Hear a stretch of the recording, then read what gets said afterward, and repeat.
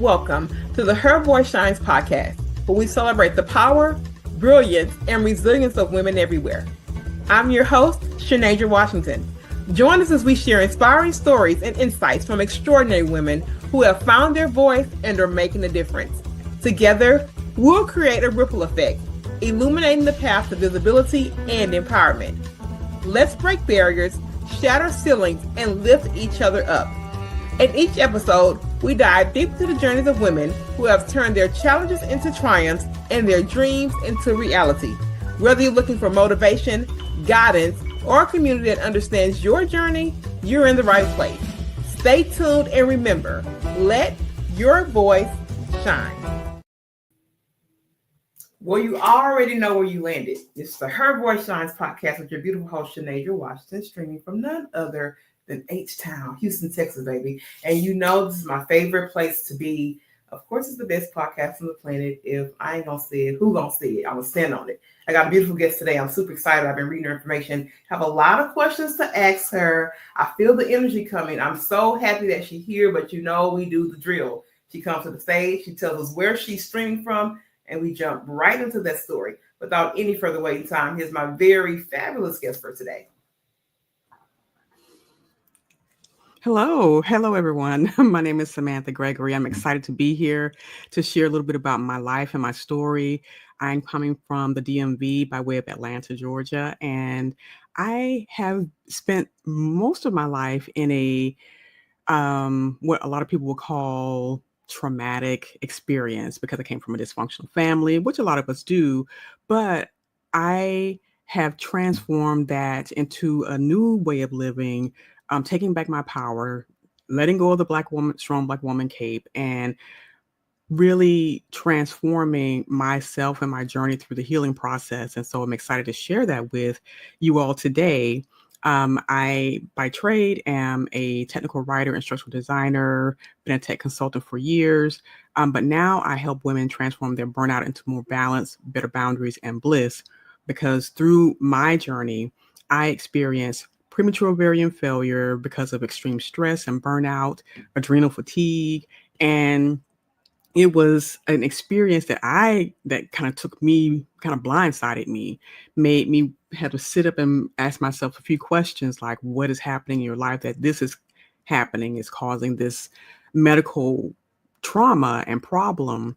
And as I went through the process of figuring out the symptoms and how to manage the symptoms, I figured out that I needed to go deeper, more internal, have a come to Jesus moment, as it were, to really be truthful about the patterns in my life, the things I was accepting, the crumbs that I call them, toxic environments and relationships, and move into the space where my life was more important than me pleasing other people, and that I needed to make some shifts and changes that went completely against what I was raised in, what I was born in, so that I could live a life fully and also model that for my children as well. So here I am. It's not been a pretty road. It's been kind of challenging, but it's worth the challenge in order to get to this place where I'm living more from a place of bliss than a place of bondage, through societal, religious, and cultural structures. So I'm glad to be here to talk about that a little bit more. Oh, yes, absolutely. So there was some gems. She said she living from bliss and not bondage. That's the whole word right there. I should just start running around my desk really, Samantha. But I'm not going to do it. I'm actually got some sense today, but it was definitely something also, too, because that black woman cape, baby, that's something. And let me tell you something. I'm in the era where mine is coming off, Samantha. I wore it for a very, very long time, and where I've gotten to this place to where I said, this is not going to be my reality, right? Exactly. It's not going to be something that I'm going to hinge on because I've seen every other black woman around me do it. Mm-hmm. I have to write it, and I have to redo it. And I'm putting the cake down. I'm not Superwoman. That part. So that's great. And I think with you, because you've had to overcome like adversity from a very early age, as you indicated, many of us do. Mm-hmm. Think about how those early experiences shaped your definition of self-worth, and what did you do to reclaim your power? Because I have to speak from a place of redefinition. Because many of us, when we get to the place of bliss from bondage, Oh, that's redefinition. Absolutely. So, growing up in a very religious environment, Southern religious environment, and I look at my generation. I'm a Gen Xer, and so I always say that I was born at the tail end of all the exciting things that kind of happened in the world. So I'm from Atlanta. The civil rights movement had just pretty much ended. We were now had the Civil Rights Act enacted, and so here I come, and the world is changing, but with parents who came from that era, parents who did not have the nurture, the love, the support, the validation, they didn't know how to give it to me. And so, again, Gen X is called the feral generation, and we were basically taking care of ourselves, latchkey kids. And I'm being the oldest, I'm taking care of my siblings and making sure that they're safe. And so I have what I consider a hypersensitive personality anyway, and everything was magnified for me, and not having the um tangible, I guess I'm gonna call it tangible, or even hearing love and support, and dealing with parents who had dealt with a lot of trauma. They pass it down to you through their behaviors, and they use religion as a way to escape that. And so it was all just a perfect storm of fear and neglect in a lot of ways, some abuse in a lot of ways. And then, not on top of that, my family ended up in a kind of a cult situation. And so that moved us into a rural area, isolation, being alone, and parents who are dealing with depression don't really know what it is and how to deal with it, but masking it with religious fervor and commitment. And so it was just this very rigid, structured environment where there's no freedom to express yourself.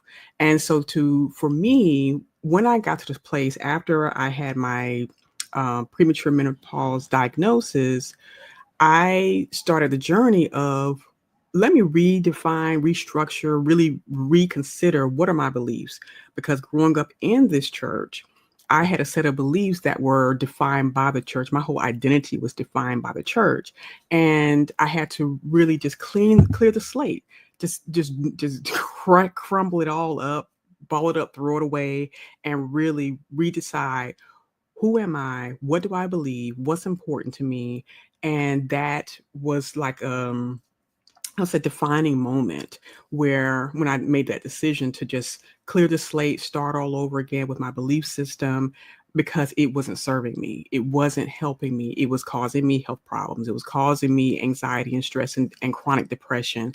It was causing so many problems in my life that I needed to, and then the bottom of the barrel experience I had was my second divorce, going through bankruptcy, and all of that, realizing even if being in a church doesn't shield you from any of those things, if you don't have a good family foundation, if you don't have a good way to learn how to cope with life and be able to have an outlet, because everything I internalized, I suppressed everything because I was wanting to appear as a good Christian girl.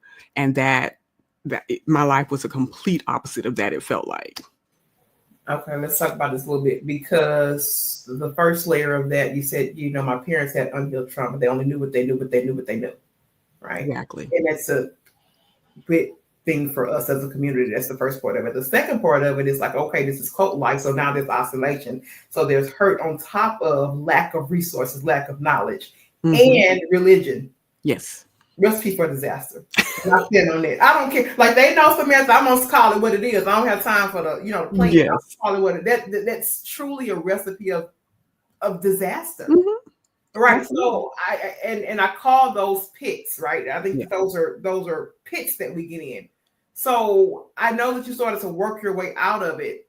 How did you know that you had the power to change your narrative? Because you can then start seeing, Samantha, you can then start seeing things happening for people around you. But when do you know that you have the power to shift your narrative? Because you need to know about that dynamic and pull, because I see people all around me in the pit, and they see other people that's gotten out the pit. They don't feel like they got the power to get out of them themselves. So when did you know that you have that power to shift that narrative? That's a really good question, because I am a very strong-willed person, first of all. I'm a researcher, second of all, and I question everything, third of all. And I think for me, because I had such a strong will, strong mind, and I was really tired of being in bondage to the systems and structures that I grew up around, it took making a decision. And I think the biggest part for me was coming up against abuse in my marriage and going to my pastor and asking for advice, support, and being told, well, that's their culture. Because I had married someone from the Caribbean, and a lot of men, they are known to be abusive. And so, of course, I didn't know this at the time, but then he was just like, that's just how it is, stick it out. And I was just like, huh? What? No, I'm not doing that, because I had two children that I had to raised, and I didn't want them raised in that environment. And so I think the catalyst was that conversation with that pastor and the recognition that my children, I did not want them to be raised in an environment where there was systematic, consistent abuse that they saw happening to me, and also them experiencing themselves. And so walking away from all of that, when I tell you I literally walked away from everything, I either no, I didn't even pack up my house. I think everything my ex-husband ended up taking.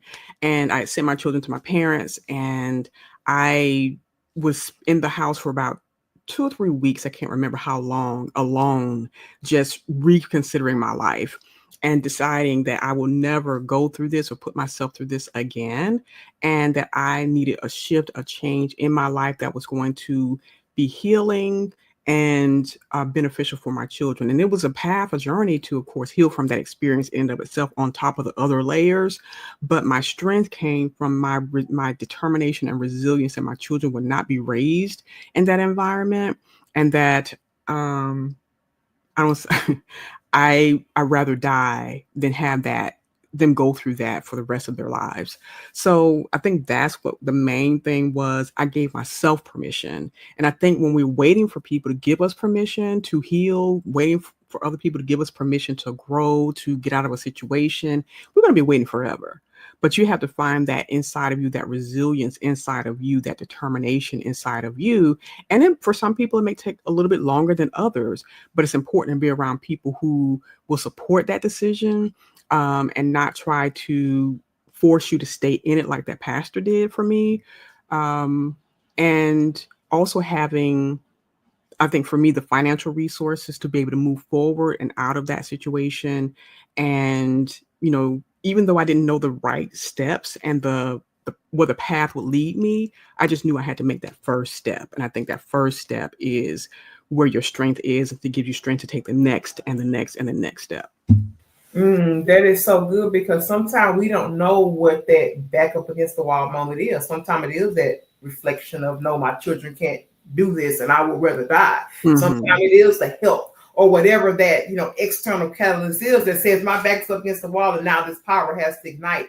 And it's so important that women hear that, because many people will think that their particular situation is too convoluted. Oh, it's Right. too complicated. And Miss Samantha sitting here saying, look, I had layers on top of layers on top of layers, but there was still something in me that said something has to shift. Yes. Something has to move. Something has to die, even if that's dying to self. Right. Okay. Exactly. Look, we ain't gonna preach no word now, Miss Samantha. I woke up this morning, and after I had devotion and everything, I just got into a very, very calming spirit today. And one of the things that, I'm always transparent with my audience as to kind of some of the things I'm dealing with, in its stewardship, and not necessarily financial, but putting these gifts into the world. And I'm realizing that when I do that, Miss Samantha, miraculous things are happening, because it creates a ripple effect of people saying that now I need to put that story into the world. Now I need to put this into the world to ignite something else. So I'm hoping that out there, those of you who are listening, is hearing this story of a layered abuse, layered mental strain. And Miss Samantha was able to say, hey, I'm getting out of this, come hell or high water. Okay. Yes. Let's shift here, because I know that a lot of what got you here hinged on this burnout phase, right? There's so many women, Miss Samantha, because I meet them every day, all day, every day, and they slipping on the edge of burnout, and they don't even know it. Yep. They don't even know it. They just going to do the norm. They're just in the survival mode. Mm-hmm. Tell us some signs that you're slipping into burnout. Some of the signs that some are really evident, others are like low key. You really like, okay, like you just said, I'm just dealing with a little bit of tiredness, a little bit of overwhelm, in survival mode. But for many people, it could be insomnia, irritation and irritability, lack of focus. It could be a health issue that crops up, like mine. It could be that you just don't have any motivation to do anything. Oftentimes, it looks like depression, and just an inability to do more than a bare minimum. Because honestly, you've been accepting the bare minimum, and so all you have to give is the bare minimum. So those signs and symptoms vary from person to person. You may also find that you're having a combination of a hormonal imbalance happening, that whether you're in perimenopause or going into menopause, because my theory is when you're young, your body is at optimal level. If you've been kind of living halfway decently, eating well, exercising and stuff like that, your body is just, doing the thing it's supposed to do. But then after a while, it gets tired out if you're not supporting it well, and not just physically, but mentally and emotionally and even spiritually. So your body begins to break down. It just not able to handle the stress like it used to. It's not able to handle the physical strain you're putting on it like you used to. And that could start as early as your 30s. Like for me, it starts in your 40s. And so burnout it can be not just emotional, but it also can be physical, but we're ignoring it. We're ignoring the pain. We're ignoring the aches. And that's our body giving us clues. And so on top of that, the mental things that you're ignoring and tolerating. And we've been tolerating things, in the effort to people please and make sure that we don't rock the boat and make sure everybody else is taken care of. And so the physical symptoms arise and the mental and emotional symptoms arise, and we're feeling like we're just out of control. And you may start having hot flashes, and that may not be a hormonal thing. It just could be burnout. You can't go to sleep or stay asleep at night. That's the insomnia kicking in. Brain fog. For me, brain fog was so bad that when I was literally trying to work a job, I was tired. I couldn't think. I felt like I was losing my mind, and I just could not figure out why is my brain on shut off mode most of the time. So the inability to sustain and maintain good healthy relationships, that also contributes, is what causes burnout as well. So you have to take an inventory of how you're feeling, is if you are feeling at the top level of your life, or you just feel like you're on a slippery slope downhill, and really paying attention to those things and being honest with yourself. And I think a lot of times that we slip into deeper and deeper burnout is because we're not willing to be honest about what's happening, why we're feeling the way we're feeling, and start to do something about it sooner than later. Yes, I love it. And look, honestly, I'm always I just feel like I ebb and flow right now. I'm on on the downward side, but there was definitely a period, particularly last year in 2024, where I had a lot of brain fog. Mm-hmm. I really did. I mean, what it looks like is like, okay, I thought I put the key in the purse. I didn't have the key. I got to the door. Okay, where's the key to lock the door? Get in the car. Got the purse in the car. Okay, where's the phone? The phone was left over there. I'm saying, now, wait a minute. I'm looking around like, what is this? This is not going to get it. So when I started seeing those cues, so it was like the combination of that brain fog and then that insomnia. I was waking up at 3:30 every morning. And then by the time it was time to get my son up, at 7 or so for school, I'm exhausted because I've been up for 4 or 5 hours. Right. And everybody else is starting their day and I'm still trying to shake off the last day. So thank you for sharing those tips, because people don't understand because they're so used to doing it and they're doing something else. But those are clear signs of burnout because I have lived them and I've had to make some minor shifts to get back on track. Not saying it's perfect, but I've had to do things to get myself back on track. So thanks for sharing. Now, Absolutely. self-care alchemy, we have to talk about it because this is what you created, I believe, like a healing framework when I was looking at it. Yeah. And look, y'all, I've been on like rap. I have to do like a lot of research quickly. I have to synthesize information. So I like to understand what my what my guests have going on. But self-care alchemy, I think, is beautiful. I want you to talk about number one, kind of the ideology around creating it, and then maybe what you prioritize as transformative tools. We don't want them to get the TT because they need to go and see what it's about. But Sure. just give us the overlaying kind of aspect of that, and then also to tell us where they can find that.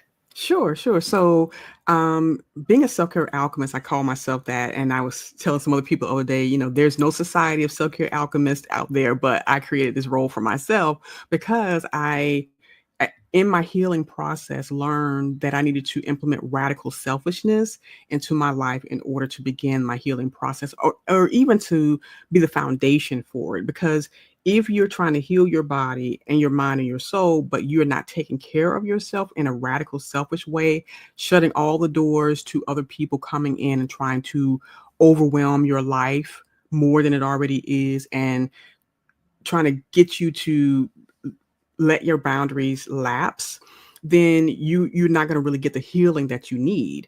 And so I knew that the burnout I was experiencing, I needed to transform that, transmute that, transition into that burnout to better boundaries first. That was the biggest thing. And then getting a place where I had more balance happening in my life. And then moving to the state of bliss. Because when, like the old adage says, if mama ain't happy, nobody's happy. So I needed to find my happiness and my joy. But it had to start with the boundaries first, and then I had to move into that balance.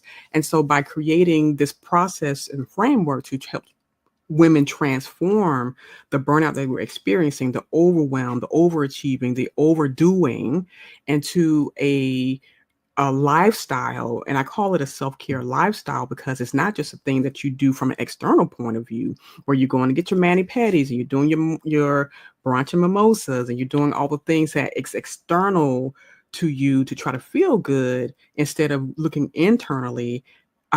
Teaching women how to make self-care a lifestyle that is just part of who they are and not a checkbox that they check off on a list.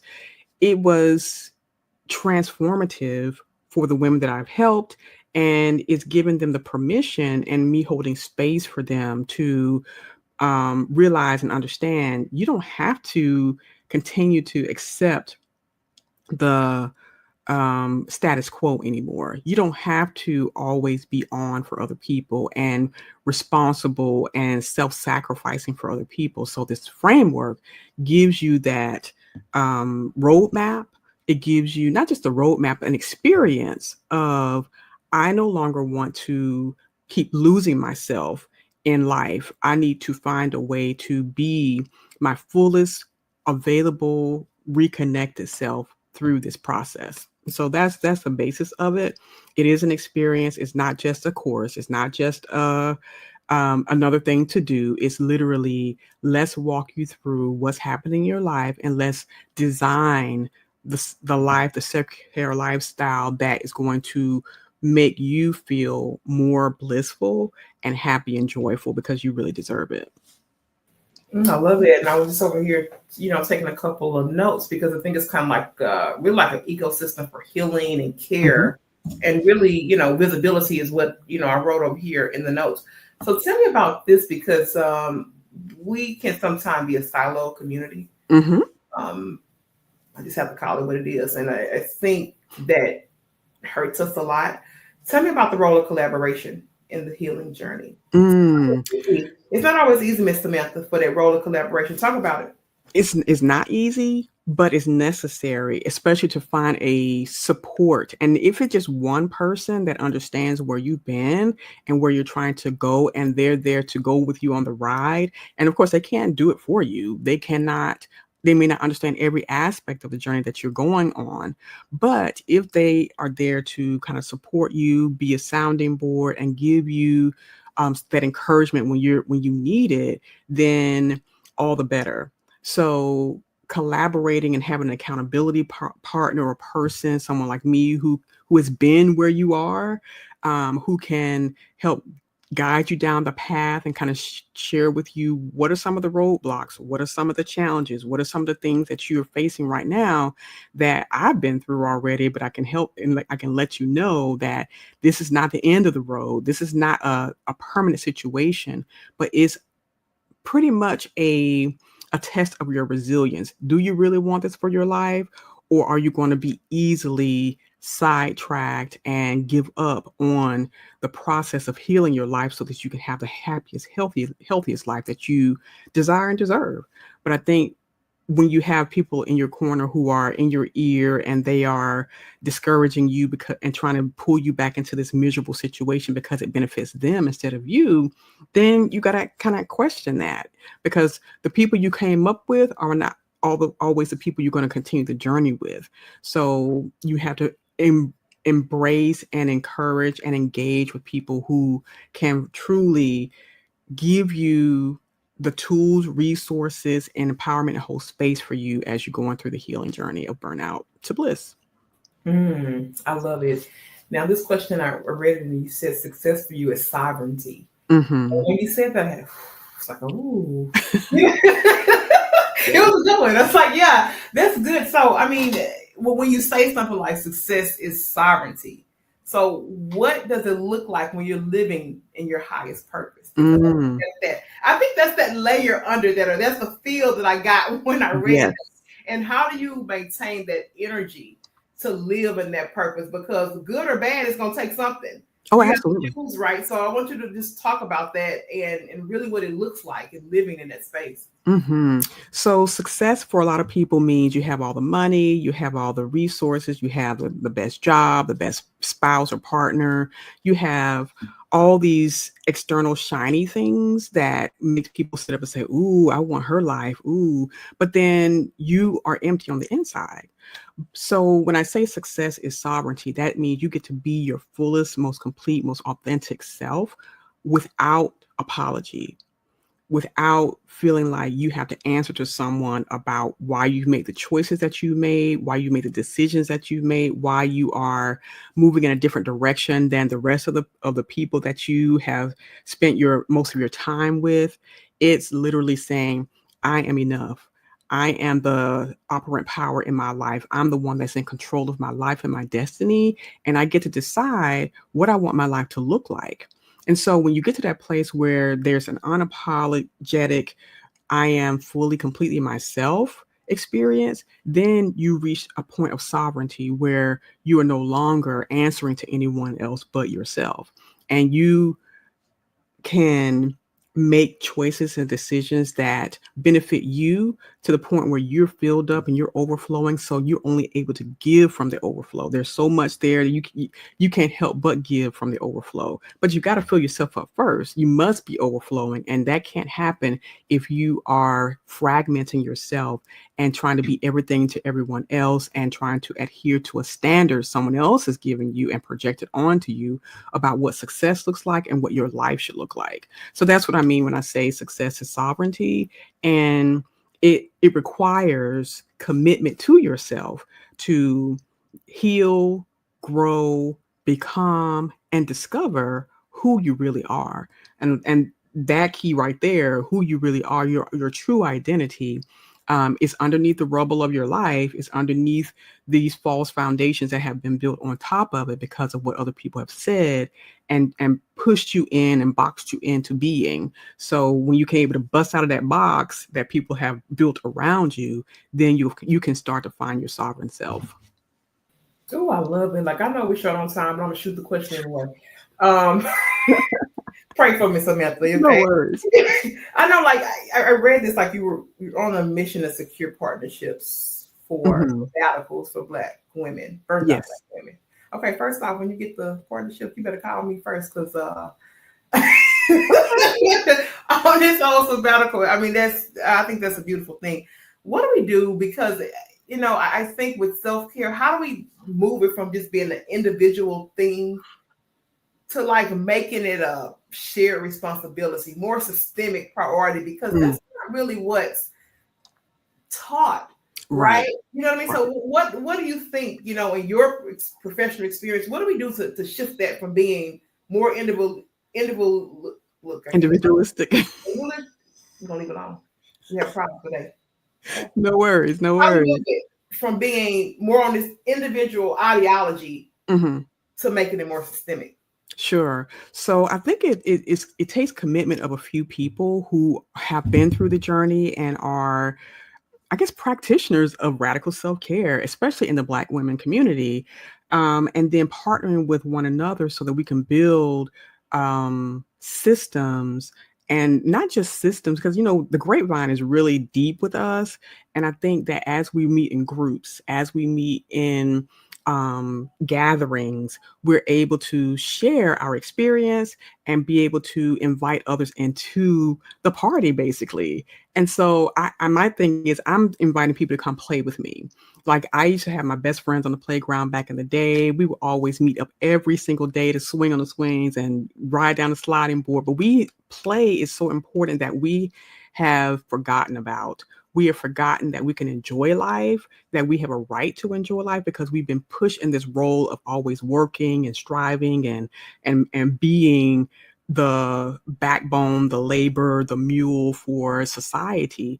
But when Black women come to play, whether it's on a retreat, whether it's in homes for a dinner party or wherever, so these are places where we can start to, I guess, anywhere, evangelize what it means to practice radical self-care and self-care alchemy, and move into those spaces where we traditionally just come to have fun, eat and drink and all that kind of stuff, but just interject, hey, you can also create this lifestyle where self-care is not this all the time, but it's an internal experience. And as more women embrace this experience, and we can talk about what it looks like, and we can share some strategies, and we can share stories and tools and resources, so that we can come away stronger, wiser, healthier, and not holding back. Because I think a lot of times in our community, we've held back so much because we felt like,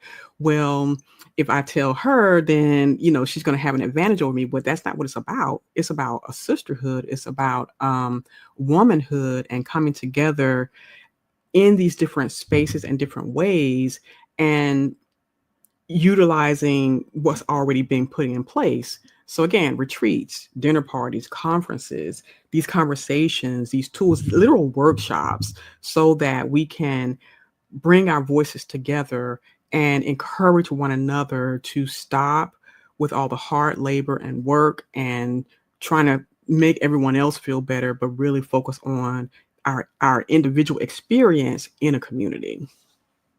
Oh, I love it. That's absolutely beautiful, and thank you so much for shining light in that perspective. Because for me personally, one of the biggest pieces of my self work journey Mm-hmm. is for it to connect for the next person. Yes. Right. So, and then that's the part that kind of gets me going up and keeps me aligned in purpose, Mm-hmm. and makes me not feel so isolated in problems, so isolated and, resources and things of that nature, because I'm able to speak from a place of where I've healed Mm-hmm. in order to drive conversation. So thank you so much for that. Let's just go here. I want you to make sure that you drop all of your social handles, what your name is across all your social handles, so we have a good connection point. Sure. And then I want to do rapid fire with you, and then we'll close the interview. So go Okay. give your contact information. Sure, sure. So you can find me at samanthagregory.com. You can, on most social media, it is Samantha Gregory. And if you just search my name, I'm there. I'm on TikTok as Miss MS Samantha Gregory. I think that's where I'm landing more. And on YouTube, I'm Samantha Gregory as well. And I have a few retreats coming up that I'm actually partnering with someone. Speaking of collaboration and partnerships, so I have a few retreats coming up in around the world, literally. So I'll be in England, I'll be in the United States, in Chicago, Austin, Texas, North Carolina. I'll be in Playa del Carmen. So go on my website, samanthagregory.com/retreat just retreat. And you'll see everywhere that I'll be. And I invite you to come and play with me around the world so that you can learn more about my framework and you can get literal hands-on workshop level support in these retreats around the world. And I look forward to just, collaborating and sharing with you if you want me to come and give my framework to your audience as well. So let's play. I love it. So we're going to do rapid fire. Okay. This is 10 questions. Okay. Only get a word. We'll give you up to 5. We don't Okay. whole lot. We just want it very quickly. These are just 10 questions that we generated just specifically for you, Ms. Samantha Gregory. So Okay. we're going to kick it off with the first one being, what is one thing you do every day without fail to nurture your well-being? I drink my tea. Oh, me too. I love green tea. Mm-hmm. In one word, how would you describe your journey to self-discovery? One word now, Miss Samantha. I know what it should be, but I'm gonna let you do it because it's not my show. It's not my show. This really just your show, okay? So we're gonna let you say that one word. I know what it should be, but I'm gonna let you do it. Liberating. Oh, okay. I like it. Number 3, what is the most unexpected lesson you've learned from your story so far? Just unexpected. I'm powerful. Oh, say it again, Miss Samantha. Yes, I am powerful. One more time for the roll. I am powerful. That's it. Number 4. Now, this is a good one. If you could go back to your 16-year-old self, 16 now, where you was all in that religion and all in that, what would you tell her? Ooh. Don't be afraid to be your true self. I love it. Mm-hmm. What is a book or podcast that really influenced your life? You got a top 5 or top strong book that they have really influenced. It could be anything, leadership style, something that just really influenced your journey. Life is a game, but these are the rules. Oh, okay. Haven't heard that one. Okay. Yeah. The dynamic laws of prosperity. There's another one called The Game of Life and How to Play It. I got that book. Okay. Yep. And oh wow, I feel like I read so many books. My gosh. How to Be Supernatural. Okay. I think that's good. Yeah. What's the first thing you do in the morning? Meditate. Me too. Yeah. What or who inspires you the most right now? My daughter. That's good. See, these are reflection points. We'll often forget. Yeah. What does joy look like for you today?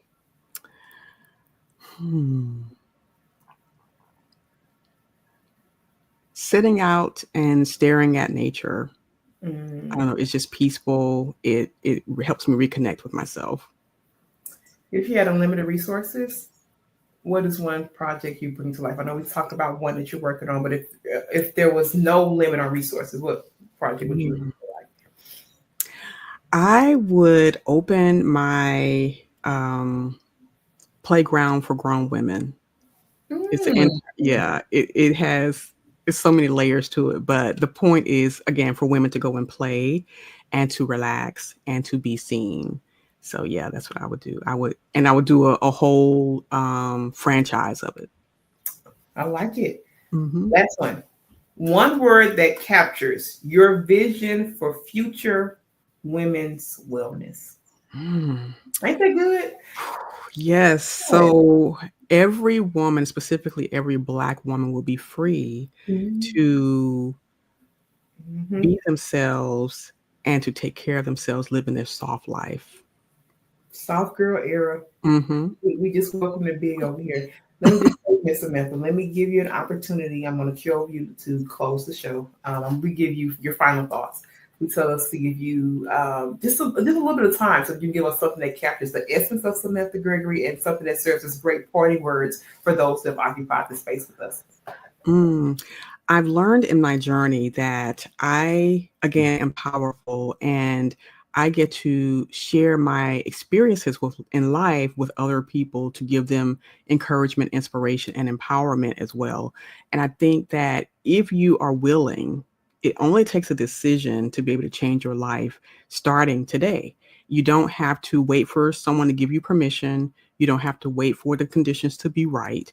If you want a different life, you can start to change it now. If you're sick of the struggle, if you're sick of being sick, if you're sick of always being available for everyone else and no one's available for you, then you get to change and shift that life today. If you just make a decision that is what you want without even a roadmap yet, but you just know what is what you want, and life will start to change and shift for you to support that.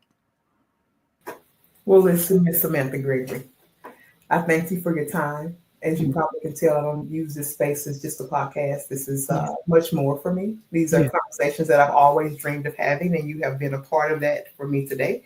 So I thank you, and I do not take it lightly. And to everyone that's out there in the Her Voice Shines podcast land, I tell you, miraculous things happen when you let your voice shine. And like the church folks say, I love you, ain't nothing you can do about it. And we'll be back with another amazing woman on the Her Voice Shines podcast.